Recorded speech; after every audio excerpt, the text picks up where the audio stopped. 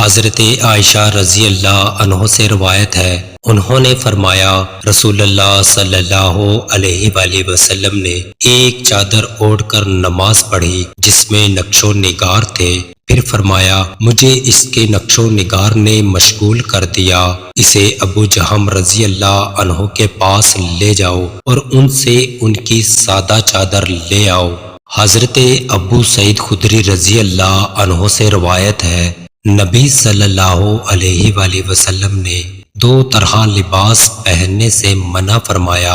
لباس پہننے کے یہ دو ممنوع انداز یہ ہے، چادر کو اس انداز سے جسم پر لپیٹنا کہ ہاتھوں اور بازوؤں کو حرکت دینا مشکل ہو جائے، اور ایک کپڑے میں اس طرح بیٹھنا کہ اعضائے مستورہ ظاہر ہونے کا اندیشہ ہو۔ حضرت ابو ہریرہ رضی اللہ عنہ سے روایت ہے کہ ان کے پاس ایک قریشی نوجوان گزرا جو موٹے کپڑے کی چادر زمین پر گھسیٹ رہا تھا۔ انہوں نے فرمایا بھتیجے، میں نے رسول اللہ صلی اللہ علیہ وآلہ وسلم سے سنا، آپ صلی اللہ علیہ وآلہ وسلم فرما رہے تھے، جو شخص تکبر کی وجہ سے اپنا کپڑا گھسیٹ کر چلتا ہے، قیامت کے دن اللہ تعالیٰ اس کی طرف رحمت کی نظر نہیں فرمائے گا۔ حضرت علی رضی اللہ عنہ سے روایت ہے، انہوں نے فرمایا رسول اللہ صلی اللہ علیہ وآلہ وسلم نے اپنے بائیں ہاتھ میں ریشم